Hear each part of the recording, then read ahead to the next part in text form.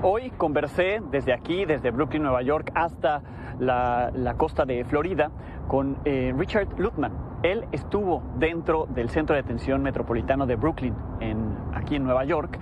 Estuvo en el mismo lugar donde está Genaro García Luna. Él salió al poco tiempo que Genaro García Luna ingresó. No se conocieron, no convivieron, pero sí sabe perfectamente lo que es estar ahí dentro, lo que es estar preso ahí, pasar todos los días y noches ahí. Y también lo que es que todos los días te tengan que trasladar a una corte para asistir a las audiencias, primero de depuración del jurado y luego pues las audiencias de un juicio.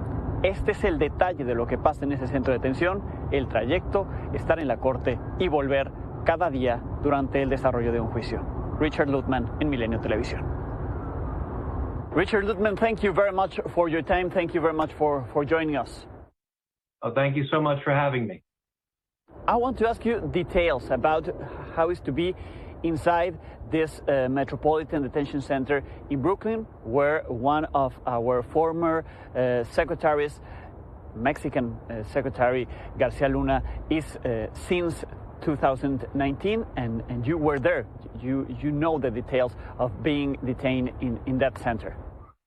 That is one of the worst prisons in America. It is a notoriously terrible prison to be in.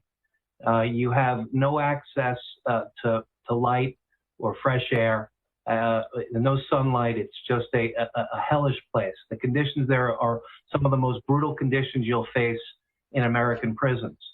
I was actually in the prison in 2019, in January and February, when there was sub-zero temperatures and there was no heat, hot water, or electricity in the prison. There's also a terrible situation with vermin, with rats and with roaches. It's not a fun place to be. And on top of that, there's a very high security protocols. So you have very, very little liberty within the prison. You're locked in a cell all night long from 9:30 at night until the next morning, about 6:30. And then during the day, several times they lock you in again to do prisoner counts. And it is just a very harsh place to be in. And it's almost impossible for someone who's fighting a case to try to have any type of fair trial coming from that prison. Okay, it sounds challenging. And do you have any chance to know each other of the other people that are inside? You do have a chance. You get to associate with some of the other individuals, the other inmates, and you talk to them. It really depends. I know in this case, the Garcia Luna case, he's such a high-profile person. A lot of times, the Federal Bureau of Prisons likes to put those people in segregated housing for their own protection, so there aren't any incidents. You never know if there's someone who might want to try to make a name for themselves, by doing something to somebody. So that is something that they always have to look out for. But yeah, by and large, you do speak with the other inmates during the times of the day when you are allowed out of the cells, and during meals and during other recreational time.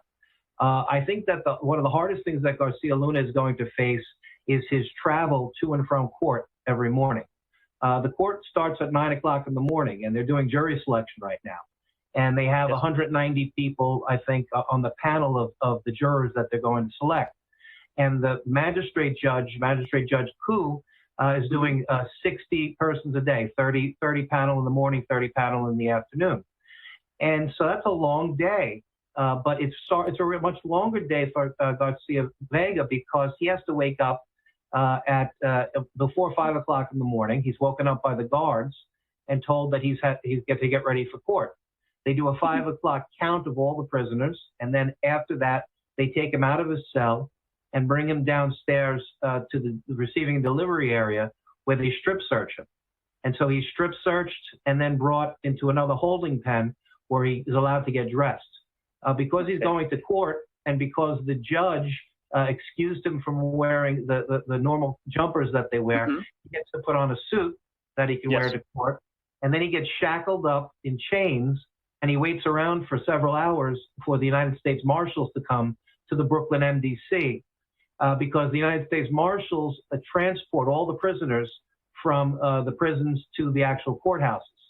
And so he would be transferred about 7:30 in the morning and put on the prison bus and transported about 4 miles from the Brooklyn MDC to downtown Brooklyn, where the courthouse is, the Eastern District Courthouse where you are. And there's an entrance that they go into the garage under the courthouse, and the prisoners get placed into holding pens down there. And so he has his day already about 4 hours till about 8:30, 8:45, where he's sitting in that holding pen just to get there. It's a harsh day. You have, I think, maybe an apple that they give you for breakfast. It's nothing substantial. And then at that point, they bring him upstairs, and he has Judge Koo right now as the magistrate, and then he has Judge Kogan for his trial. They'll bring him to the court room. There's a cell outside of view of the courtroom that they'll put him in, and he'll be able to speak to his attorneys for a moment before they bring him in. And then they'll bring him into the courtroom. He won't have any handcuffs on him in the courtroom, but he'll have 2 United States federal court security officers the security service, who will be on each of his shoulders, and just to make sure he doesn't make any sudden moves, and just to keep safety in the courtroom. And so he's in that courtroom for the morning session usually, and then and when the court takes a break or a recess, he goes back to that cell. He goes and sits in that cell in the back. Maybe he'll be supplied with a supplied bologna sandwich and maybe an apple and maybe something to drink, but not much more than that. The nutrition is very, very poor.